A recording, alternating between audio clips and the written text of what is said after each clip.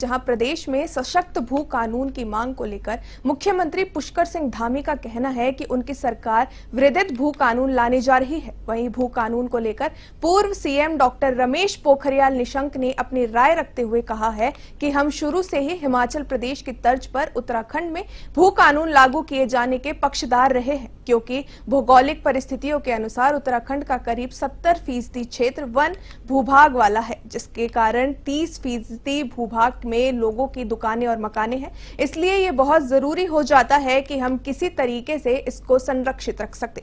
उन्होंने कहा कि इस दिशा में मुख्यमंत्री जरूर विचार कर रहे हैं।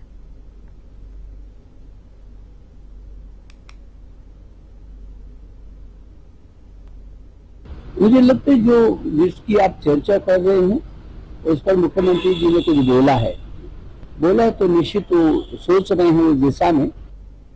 लगता है कि बिल्कुल जरूरी है और हम शुरू में हिमाचल की तरह इसमें भी भू कानून के हमेशा पक्षधर रहे, क्योंकि हमारी जो परिस्थिति है इस उत्तराखंड राज्य की, यहाँ लगभग 70% तो बड़े क्षेत्र है, हमारे केवल 30% ही भूभाग है जिसमें हमारा मकान है, दुकान है, शहर है, गांव है, जिसको हम किस तरीके से संरक्षित रख सकते हैं, ये बहुत जरूरी है हमारे लिए। उत्तराखंड में मानसून की विदाई के साथ ही मौसम का एक अलग मिजाज देखने को मिला, जहां एक तरफ तो 4 जिलों में बारिश को लेकर अलर्ट जारी किया गया है, साथ ही बागेश्वर, नैनीताल, पिथौरागढ़ और देहरादून के कई हिस्सों में हल्की से मध्यम बारिश के आसार है, तो वहीं मैदानी क्षेत्रों में तेज धूप के कारण तापमान में बढ़ोतरी की संभावना जताई गई है।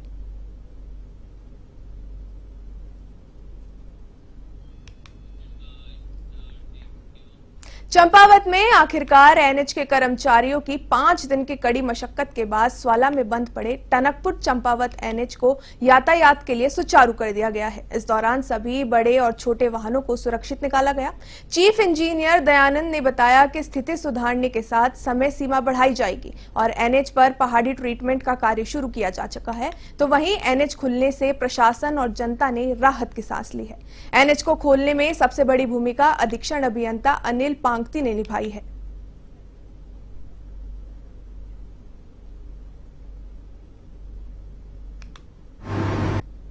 इसमें जो है जो सिंकिंग पोर्शन था उसमें सेल्फ ड्रिलिंग एंकर रॉड्स डालते हुए और गेबियंस उस पर प्लेस करते हुए उसको हमने ट्रीट करते हुए एनएच को जो है भारी वाहनों के लिए आज खोल दिया है और काफ़ी गाड़ियाँ 30 से 40 गाड़ियाँ इसमें निकल गई हैं, बाकी जितनी गाड़ियाँ फंसी हुई हैं उनको भी आज निकाला गया और आने वाले दिन यानी कल से जिला जो प्रशासन है उन्होंने यह तय किया है कि 2 से 6 बजे तक यातायात चलाया जाएगा और उसके अलावा जो बाकी समय मिलेगा उसमें जो है जो परमानेंट ट्रीटमेंट हमने करना है स्लोप का, ऑफलोडिंग जो ऊपर पड़ा हुआ हमारा डिपॉजिट उसको जो है।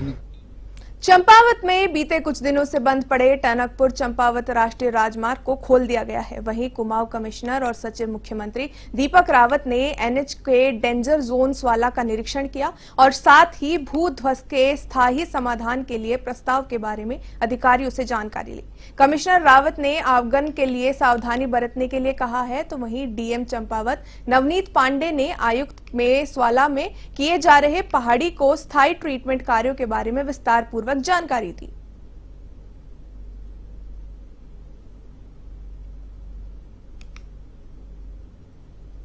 और देखिए टनकपुर से चंपावत जो ये हमारा हाईवे है जो पिथौरागढ़ भी जाता है, काफी क्रिटिकल है और आप जानते हैं पिछले 10-15 दिनों से यहाँ पे ऑन एंड ऑफ बहुत बड़ा स्लाइड आ रहा था। हालांकि ये स्लाइड जोन पुराना है लेकिन इतना डेंजरस नहीं था जितना ये इस बार हो गया है और कुछ ये ऐसा इसमें है कि सड़क भी नीचे बैठी है और कुछ ऐसा है कि ऊपर से भी मलबा आया है। यहाँ पे एक उल्लेखनीय बात यह है कि कुछ प्राकृतिक स्रोत हैं जो यहाँ पे मौजूद हैं जो इस मिट्टी को लूज करते रहते हैं और बार बार ये गिरता रहता है।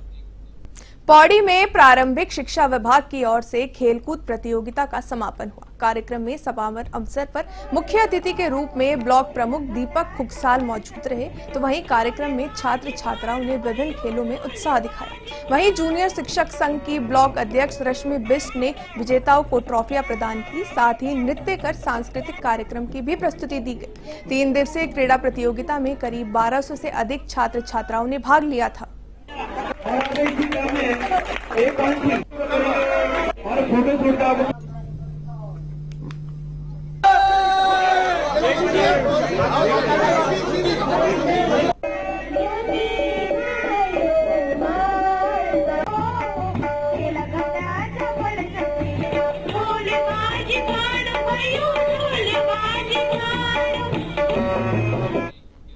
पौड़ी शहर के गर्ल्स स्कूल के समीप एक आवासीय भवन में 2 कोबरा प्रजाति के सांप देखे जाने से हड़कंप मच गया। इस दौरान आवाहन संस्था की अध्यक्ष प्रियंका थलियाल ने वन विभाग को तत्काल इसकी सूचना दी। वन विभाग के कर्मी घटना पर पहुंचे और वहां का निरीक्षण किया और साथ ही सांपों को ढूंढने के प्रयास में जुट गए। करीब आधे घंटे की मशक्कत के बाद वन विभाग की टीम ने एक सांप का रेस्क्यू किया। इसके थोड़ी देर बाद ही वन विभाग की टीम ने दूसरे सांप को भी पकड़ने की कोशिश की, लेकिन सांप के नली में छेद से घुस जाने के कारण सांप वन विभाग के कर्मियों के हाथ न लग सका।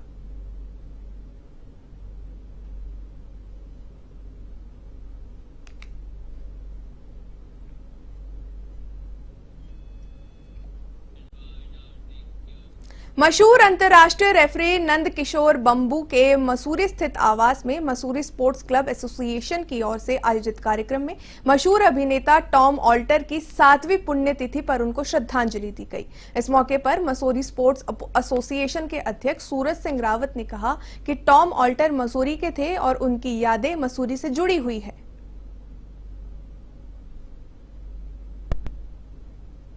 अब एक ब्लड रिलेशन होता है और एक इस तरह का रिलेशन है जो टॉम भाई साहब के साथ था, जो ब्लड से भी ज़्यादा यानी कि वो हमारे क्लोज थे बिकॉज ऑफ स्पोर्ट्स। और भाई साहब के साथ क्रिकेट के मैच में उनकी मुलाकात हुई थी, जब से वो एक बहुत फ्रेंडली जीवन व्यतीत किया उन्होंने। हाँ, उनके दो सपने तो बहुत पॉपुलर थे कि भाई इन सपनों को मैं साकार करूँगा और 100% करूंगा, मगर ईश्वर को ये मंजूर नहीं था। नंबर 1 ये था कि भाई रामनगर में 3 दिन पहले ढेला नदी पार करते समय बहे युवक का शव पीपल पड़ाव स्थित ढेला नदी में मिल गया है। मौके पर पहुंचे पुलिस ने शव को पोस्टमार्टम के बाद परिजनों को सौंप दिया है। तो वहीं कोतवाली अरुण कुमार ने बताया कि युवक के नदी पार करने के दौरान अचानक नदी का जलस्तर बढ़ने से वे बह गया था। मौके पर मौजूद लोगों ने उसे बचाने का प्रयास किया, लेकिन कुछ दूरी पर ओझल हो गया। इसके बाद ग्रामीणों की सूचना पर पहुंची पुलिस और एसडीआरएफ के जवानों को खोजबानी के लिए युवक को पता नहीं चल पाया। वहीं दूसरे दिन ग्रामीणों ने युवक का शव पीपल पड़ाव के समीप ढेला नदी में देखा और पुलिस को तत्काल इसकी सूचना दी।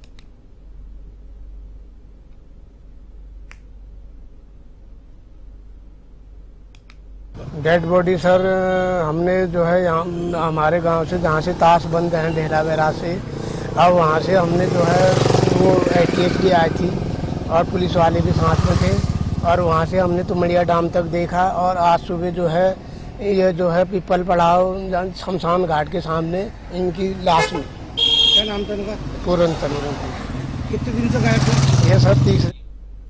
उत्तराखंड में गुलदार का बच्चे पर हमला करने का एक मामला सामने आया है। घनसाली के विलगना वन रेंज की पट्टी हिंडाव के पूर्वांचल गांव में गुलदार ने एक बच्चे को निगल लिया। गुलदार बच्चे को आंगन से उठाकर ले गया। वहीं घटनास्थल से कुछ ही दूरी पर बच्चे का शव बरामद हुआ। इस दौरान ग्रामीणों ने वन विभाग से गुलदार को मारने की मांग रखी है।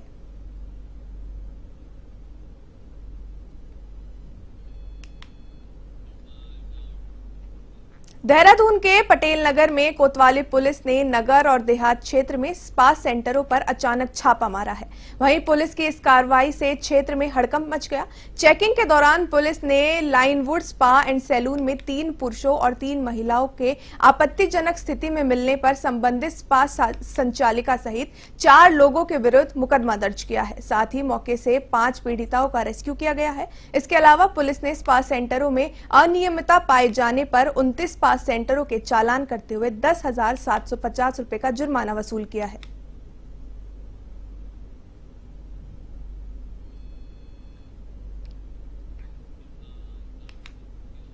काशीपुर बीती रात्रि सबसे पुरानी पायते वाली रामलीला का बीती यात्री विधि विधान पूर्व के साथ शुभारंभ हो गया। पायते वाली रामलीला का शुभारंभ स्थानीय विधायक त्रिलोक सिंह चीमा और वर्तमान मेयर उषा चौधरी के संयुक्त रूप से फीता काटकर और दीप प्रज्वलित करने के बाद किया गया। वहीं सरस्वती वंदना, नारद मोह और मनु शत्रुपा के मंचन के साथ पायते शाली रामलीला का शुभारंभ किया गया। सकल गुण सुधि सुंदर सुभग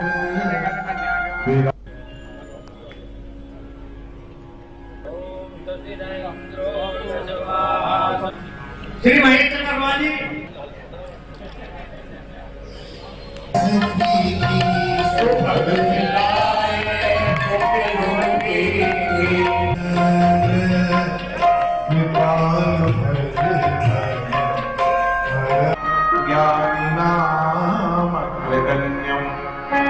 सकल गुण सुधि सुंदर सुभग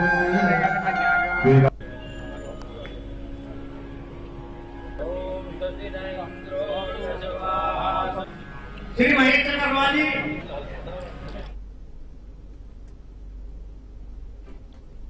115 वर्ष पुरानी 116वां साल श्री रामलीला को चालू होने लगा है। 116वीं बार ये रामलीला इस काशीपुर में, जहाँ की आसपास के क्षेत्रों से और दूर दूर के क्षेत्रों से रामलीला देखने आते हैं, उसका शुभारंभ पट उद्घाटन हो गया है। कहाँ से है? पूर्व विधायक जी के श्री कृष्ण लीला संस्थान वृंदावन द्वारा अब की बार लीला का मंचन किया जा रहा है, जो विगत वर्षों में भी इन्होंने 2 बार किया है और बहुत सुंदर मंचन, बहुत सुंदर अभिनय ये हर साल दिखाते। उत्तराखंड जमीन के सौदागरों और जमीन खुर्द बुर्द करने वाले तस्करों के खिलाफ फायदा बनता जा रहा है। जमीन के दलाल अब स्थानीय स्तर पर भी सक्रिय होने लगे हैं। इसी कड़ी में पौड़ी जिले के चौप टक्कायाल विधानसभा क्षेत्र में 77 वर्षीय मनोरथ प्रसाद नवनानी अपने ही गांव की जमीन के लिए दर दर भटक रहे हैं। नवनानी की जमीन उन्हीं के गांव के लोगों ने खुर्द बुर्द कर दी है। अपने गांव में पुस्तकालय खोले जाने के सपने को लेकर दिल्ली से गांव पहुंचे नवानी को अपनी ही जमीन नसीब नहीं हो रही है। राजस्व विभाग के चक्कर काटने के बाद नवनानी लोक सूचना आयोग पहुंचे। आयोग की पहल पर हुई जांच के बाद भी रिपोर्टर जिला अधिकारी तक नहीं पहुंच पाई है। इस मामले में जिला अधिकारी डॉक्टर आशीष चौहान ने कहा है कि रिपोर्टर प्राप्त होते ही लोक सूचना आयोग को प्रेषित किया जाएगा।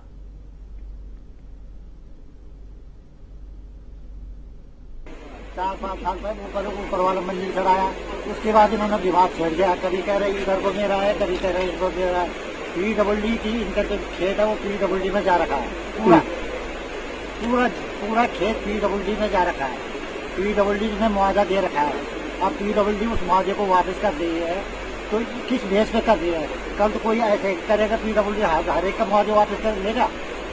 इस संबंध में SDM से भी अभी रिपोर्ट ली गई। सूचना आयोग, माननीय सूचना आयोग के द्वारा ये डायरेक्शंस दिए गए थे कि संयुक्त जांच उनकी उपस्थिति में की जानी है। इस संबंध में उनकी उपस्थिति में SDM द्वारा जांच कराते हुए एक आख्या माननीय आयोग को प्रेषित की जा रही है। तो जो भी नियमानुसार आवश्यक कार्रवाई है प्रशासन या तहसील प्रशासन के स्तर पर वो सुनिश्चित की जाए। फैक्चुअल रिपोर्ट आने के बाद में इस संबंध में कोई कॉमेंट किया जा सकता है।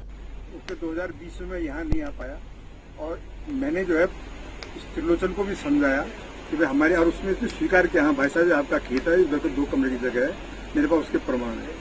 उसके बाद मैंने जो है पटवारी से भी बात की, कुलदीप सिंह रावत पटवारी थे, उनके संज्ञान में लाया।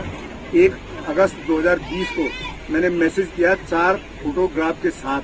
तब तक जय प्रकाश का अतिक्रमण हो रहा था और इसका हो चुका था और इनकी तैयारी चल रही थी।